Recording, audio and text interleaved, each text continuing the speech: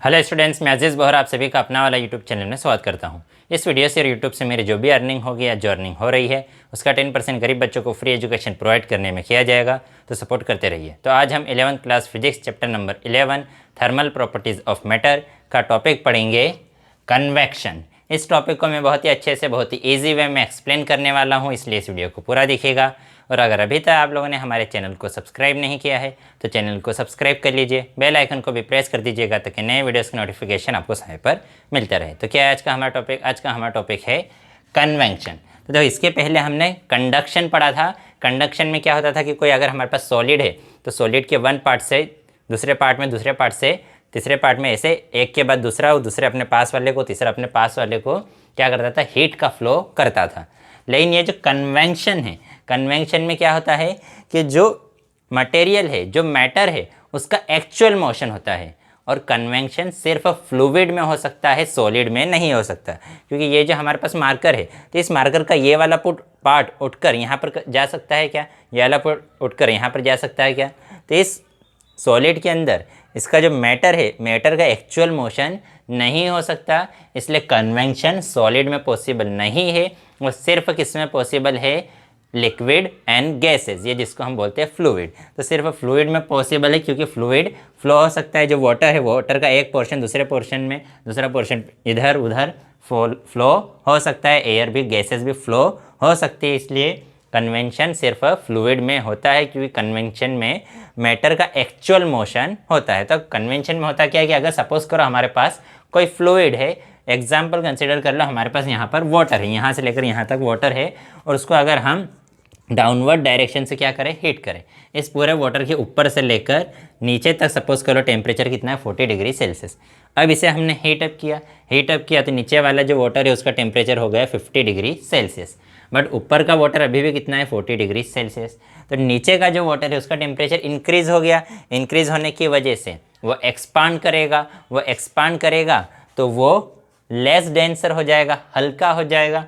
हल्का होने की वजह से नीचे का जो वाटर है वो कहाँ चले जाएगा, ऊपर चले जाएगा। तो जो वाटर ये गर्म हो गया, इसलिए ये लेस डेंसर हो गया, हल्का हो गया, तो ये वाटर चले जाएगा ऊपर। अब नीचे की स्पेस को फिल करने के लिए जो ऊपर का वाटर है वो नीचे आ जाएगा। तो ऊपर वाला वाटर हो गया 50 डिग्री और नीचे वाला वाटर है 40 डिग्री। अब हम हीट दे रहे तो यहाँ का ये वाटर हो जाएगा, कितना हो जाएगा, 40 हुआ, 60 हुआ, होते होते हो गया सपोज करो 60। तो ये 60 हो गया और ऊपर का अभी भी कितना है, 50 ही है। तो अब नीचे वाला फिर से ऊपर वाले के कंपैरिजन में ज़्यादा गर्म है तो ज़्यादा एक्सपांड होगा और लेस डेंसर होगा। तो ये नीचे वाला वाटर फिर से ऊपर चले जाएगा, ऊपर वाला नीचे आ जाएगा।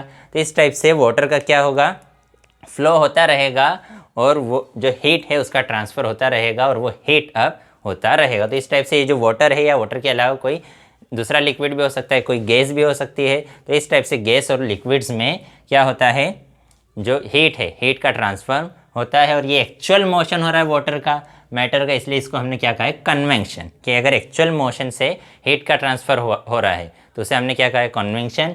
और ये हल्का वाटर जो है वो ऊपर क्यों गया, जो भारी वाटर है नीचे क्यों आया, उसके पीछे जो ग्रेविटी है उसका भी एक इम्पोर्टेंट रोल है।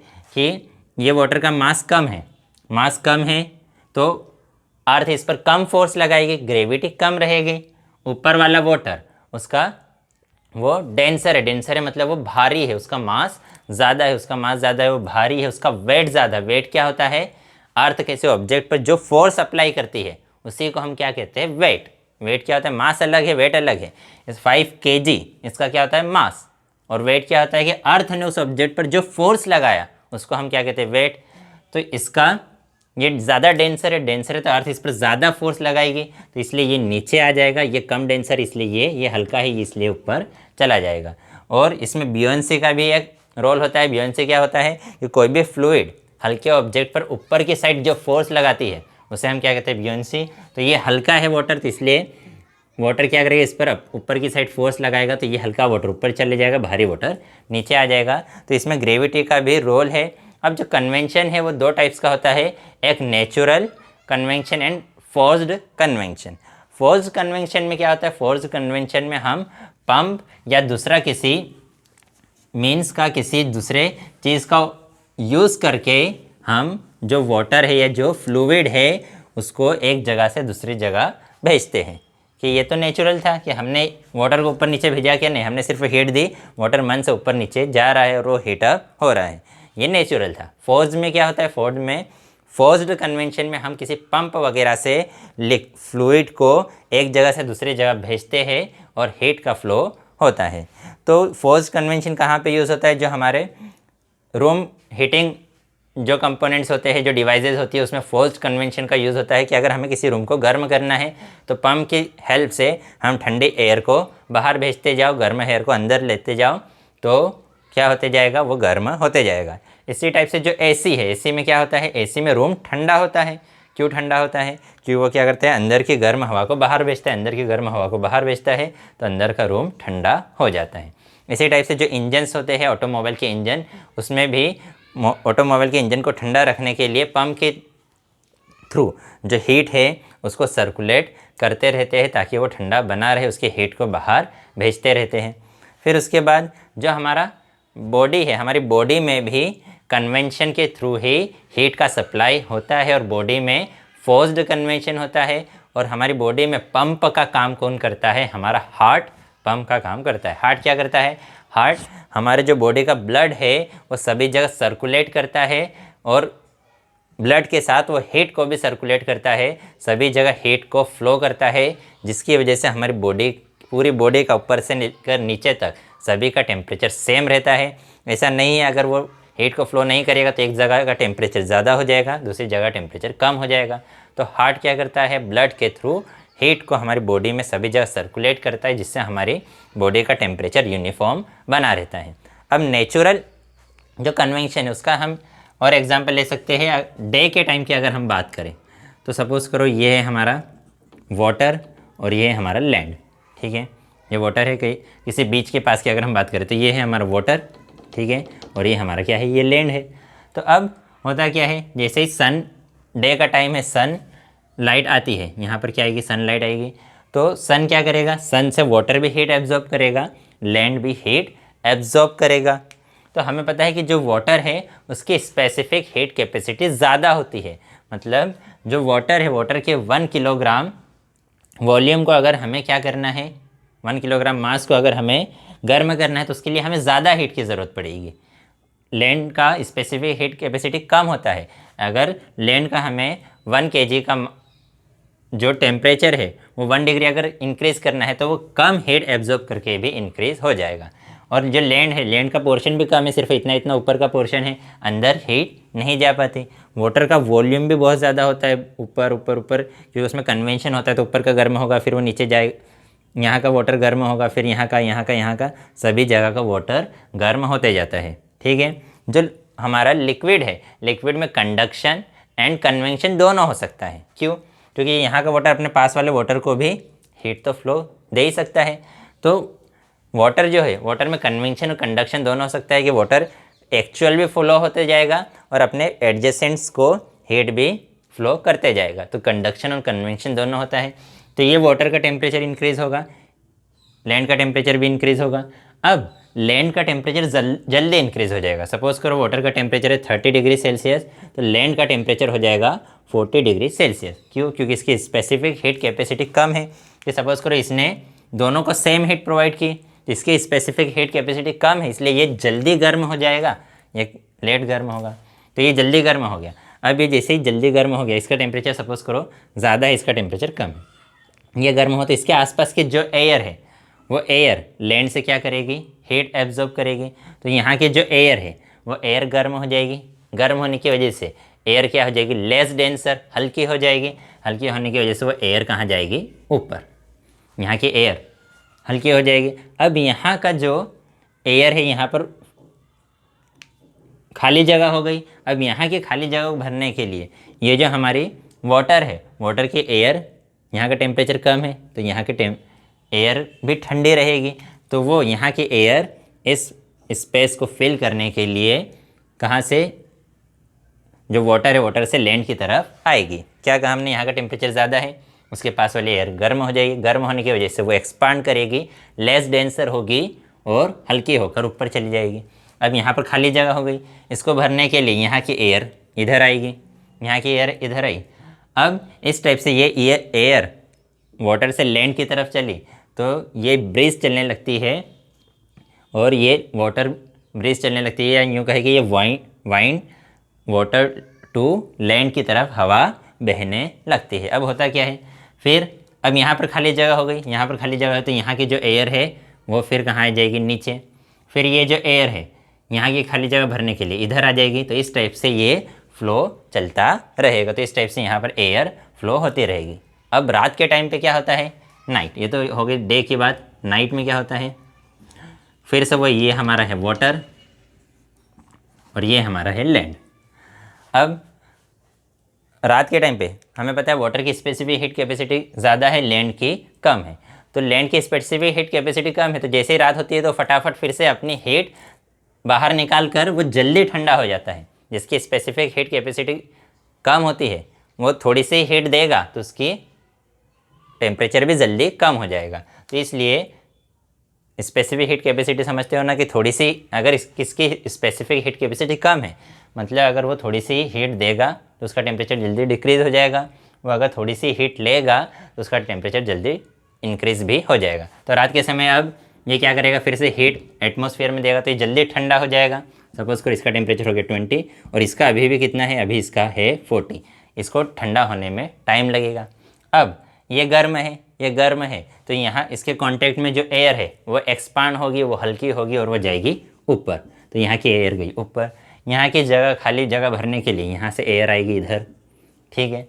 फिर तो इस टाइप से रात के टाइम में जो एयर है, जो विंड है, वो कहाँ चलती है, लैंड टू सी या लैंड से वाटर की तरफ, ठीक है। तो ये हवा इधर चली रात के टाइम पर लैंड से वाटर की तरफ और दिन के टाइम पर वाटर से लैंड की तरफ। तो यहाँ की खाली जगह भरने के लिए यहाँ से एयर नीचे आ जाएगी और फिर यहाँ खाली जगह होगी तो यहाँ की खाली जगह भरने के लिए यहाँ से एयर इधर जाएगी। तो इस टाइप से ये एक साइकिल चलता रहेगा। दोनों में जो साइकिल है वो रिवर्स है। यहाँ पर इस टाइप से साइकिल फ्लो हो रहा था, वाटर टू लैंड, और रात में क्या हुआ, लैंड टू वाटर। तो इस टाइप से जो हमारा वाटर साइकिल है या जो एयर साइकिल है वो चलता रहता है, एयर फ्लो होती रहती है। अब इसका नेचुरल जो हमारा कन्वेंशन है, नेचुरल कन्वेंशन का हम एक और एग्जांपल ले सकते हैं कि जो हमारे अर्थ पर जो एयर फ्लो होती है।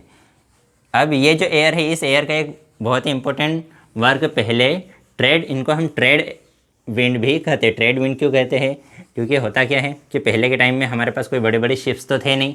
तो अगर हमें किसी एक कंट्री से दूसरी कंट्री तक कोई लगेज भेजना होता था, कोई सामान भेजना होता था, तो क्या होता था कि जिस कंट्री का टेम्परेचर, जिस कंट्री में टेम्परेचर ज़्यादा है, मतलब जहाँ पर सपोज़ करो गर्मी का टाइम है तो किसी कंट्री में, सपोज़ करो अमेरिका में, ठीक है, अमेरिका में अभी गर्मी का टाइम है और इंडिया में क्या है, इंडिया में अभी ठंड का टाइम है, ठीक है। इंडिया में टेम्परेचर सपोज़ करो 10 डिग्री सेल्सियस, अमेरिका में है 40 डिग्री सेल्सियस। तो यहाँ का टेम्परेचर ज़्यादा है तो यहाँ की हवा जाएगी ऊपर, यहाँ की हवा भरने के लिए इधर से हवा इधर चलेगी तो ये इधर हवा चलेगी। तो हवा हमेशा, एयर हमेशा ज़्यादा टेम्परेचर की तरफ फ्लो होती है, क्योंकि वहाँ की एयर गर्म होकर ऊपर चली गई, ऊपर चली गई तो यहाँ की एयर भरने के लिए इधर से एयर आएगी। तो एयर हमेशा ज़्यादा टेम्परेचर की तरफ फ्लो होती है। तो इस डायरेक्शन में एयर फ्लो होगी। तो अब यहाँ पर हम क्या करेंगे, शिप हमारे पहले जब आज से 200, 300, 400, 500, 600 साल पहले क्या होता था कि जो शिप थे उसमें इस टाइप से कुछ पर्दा लगा देते थे, बहुत बड़ा पर्दा। तो वो इस टाइप से अब एयर चलेगी तो इधर उस पर्दे पर फोर्स अप्लाई करेगी तो उसे इधर ले जाएगी, तो इधर ले जाएगी तो ये हमारी शिप इंडिया से इस टाइप से अमेरिका पहुंच जाएगी। अब इसका अपोजिट कि जब अमेरिका में ठंड है, अमेरिका में 10 डिग्री टेम्परेचर हो गया और भारत में 20 डिग्री, इंडिया में 20 डिग्री हो गया, तो अब एयर इस डायरेक्शन में चलेगी। तो इस टाइम पर, जिस टाइम पर अमेरिका में ठंडी हो और भारत में गर्मी हो, तो फिर हम हमारा सामान शिप के थ्रू अमेरिका से कहाँ भेज सकते थे, इंडिया भेज सकते थे, जिसमें बहुत ज़्यादा टाइम लगता था, 2-4 महीने लग जाते थे। अब तो इंजन से चलने वाली शिप आ गई है तो ये प्रोसेस हमें करनी नहीं पड़ती। इसलिए ये जो एयर से, इन एयर को हमने क्या करा, ट्रेड एयर। ट्रेड मतलब होता है बिजनेस, व्यापार, कि हम इससे बिजनेस कर पाते थे। अब इसी टाइप से अगर हम हमारे अर्थ की बात करें तो ये है हमारा, सपोज़ करो अर्थ, ये है हमारा इक्वेटर, ठीक है। अब ये है हमारा सन, ठीक है। अब ये सपोज करो यहाँ पर सन है, सन ये अर्थ के कंपैरिजन में सन का साइज़ तो बहुत बड़ा है, ठीक है, बहुत बड़ा है अर्थ के कंपैरिजन। तो सन से जो हीट आ रही है तो ये वाला जो पोर्शन है, ठीक है, इसे इसको मैं थोड़ा अभी छोटा ही करके बनाता हूँ क्योंकि वो अर्थ से बहुत दूर है, इसलिए हम उसको, वह हमारे लिए अभी बहुत छोटा है, ठीक है।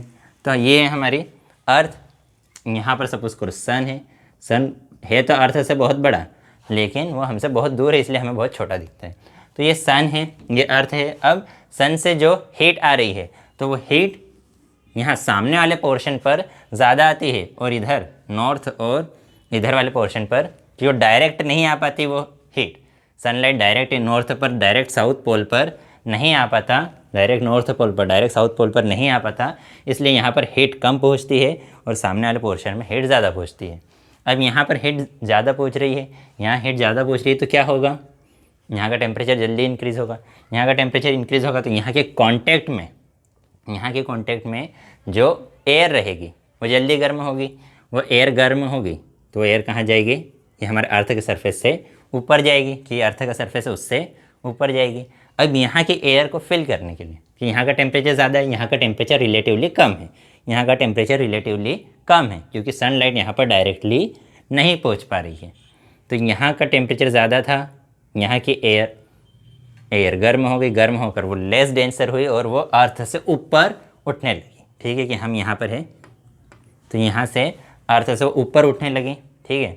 पूरी अर्थ है तो गोल, लेकिन हम जहाँ भी खड़े रहते हैं हमें कोई भी चीज़ जाएगी तो ऊपर ही जाती हुई दिखती है। यहाँ भी खड़े रहेंगे तो ऊपर हमारे लिए ये डायरेक्शन ऊपर हो जाएगी, अगर यहाँ खड़े तो ये डायरेक्शन ऊपर हो जाएगी, यहाँ खड़े तो ये वाली डायरेक्शन हमारे लिए ऊपर हो जाएगी। यहाँ पर हम इस टाइप से खड़े रहेंगे, यहाँ पर हम इस टाइप से खड़े रहेंगे, यहाँ पर हम इस टाइप से खड़े रहेंगे, तो एयर जाएगी ऊपर।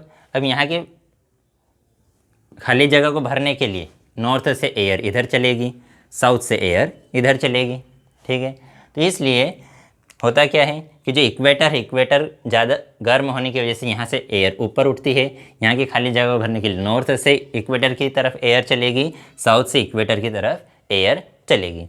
फिर ये एयर जो है अब ये ऊपर उठ गई, अब ये एयर यहाँ की खाली जगह को भरने के लिए फिर इधर आएगी, ये ऊपर उठी वाली एयर यहाँ की खाली जगह को भरने के लिए फिर से ऊपर आएगी। तो इस टाइप से ये फ्लो होता रहेगा कि नॉर्थ यहाँ की एयर ऊपर उठी, साउथ की इधर आ गई और इधर की एयर फिर से इधर की खाली जगह को भरने के लिए। तो इस टाइप से यहाँ पर एयर का फ्लो होता रहेगा, यहाँ पर इस टाइप से एयर का फ्लो होता रहेगा। अब इसके साथ होता क्या है, हमारी अर्थ भी रोटेट करती है। ये सपोज कर लो हमारा क्या है ईस्ट और ये हमारा क्या है वेस्ट। तो बताओ जल्दी से अर्थ किस डायरेक्शन में रोटेट करती है, बताओ जल्दी से। तो अर्थ रोटेट करती है वेस्ट टू ईस्ट। अर्थ कैसे रोटेट करती है, वेस्ट टू ईस्ट। इसीलिए हमें सनराइज़ कहाँ से दिखता है, ईस्ट टू वेस्ट। देखो जब भी हम कार में जाते हैं तो अगर हम आगे जा रहे हैं तो कोई अगर रोड पर खड़ा है तो हमें कहाँ जाते हुए दिखता है, हमें ऐसा लगता है कि वो जा रहा है पीछे। एक्चुअली वो खड़ा तो है रोड पर, लेकिन वो हमें जाता हुआ दिखता है पीछे। तो ये जो हमारी अर्थ है, अर्थ इस टाइप से रोटेट करती है कहाँ से, वेस्ट टू ईस्ट।